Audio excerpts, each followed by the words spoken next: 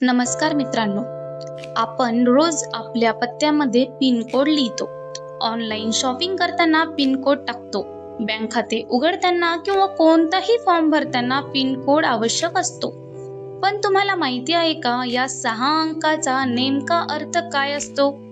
आज आपण पिन कोडची संपूर्ण माहिती जाणून घेणार आहोत. पिन कोड म्हणजे काय? पिनचा पूर्ण अर्थ पोस्टल इंडेक्स नंबर असा होतो. भारतात 15 ऑगस्ट 1972 रोजी ही प्रणाली सुरू करण्यात आली. याचे जनक श्रीराम भिकाजी वेलणकर होते. भारतात अनेक गावांची आणि शहरांची नावे सारखी असल्यामुळे पत्रे चुकीच्या ठिकाणी जात होती. ही समस्या दूर करण्यासाठी पिन कोड प्रणाली सुरू करण्यात आली. पिन कोड मध्ये किती अंक असतात? भारतातील प्रत्येक पिन कोड हा 6 अंकी असतो. उदाहरण 422-003. या 6 अंकामध्ये त्या ठिकाणाची संपूर्ण पोस्टल माहिती लपलेली असते. पहिला अंक काय दर्शवतो? पिन कोड मधील पहिला अंक भारतातील पोस्टल झोन रिजन दर्शवतो. पहिला अंक प्रदेश 1 असेल तर दिल्ली, पंजाब, हरियाणा, हिमाचल प्रदेश, जम्मू काश्मीर. 2 असेल तर उत्तर प्रदेश, उत्तराखंड. 3 असेल तर राजस्थान, गुजरात. 4 असेल तर महाराष्ट्र, गोवा, मध्य प्रदेश, छत्तीसगड. जर 5 असेल तर आंध्र प्रदेश, तेलंगणा, कर्नाटक. जर 6 असेल तर तामिळनाडू, केरळ. आणि जर सुरुवातीचा अंक 7 असेल तर पश्चिम बंगाल, ओडिशा व ईशान्य भारत. तोच 8 असेल तर बिहार, झारखंड. 9 असेल तर आर्मी पोस्टल सर्व्हिस. उदाहरण 422-003 मध्ये पहिला अंक 4 आहे, म्हणजे हा पिन महाराष्ट्र विभागातील आहे. दुसरा अंक काय दर्शवतो? दुसरा अंक सब रिजन उपविभाग दर्शवतो.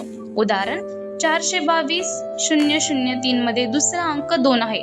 पहिला आणि दुसरा अंक मिळून त्या राज्यातील किंवा विभागातील मोठा पोस्टल विभाग निश्चित करतात.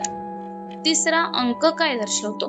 तिसरा अंक सॉर्टिंग डिस्ट्रिक्ट दर्शवतो, म्हणजे पत्रे किंवा पार्सल प्रथम ज्या मुख्य टपाल वर्गीकरण केंद्रात पोहोचतात ते दर्शवतो. उदाहरण 422 हा नाशिक विभागाचा सॉर्टिंग डिस्ट्रिक्ट असू शकतो. शेवटचे 3 अंक काय दर्शवतात?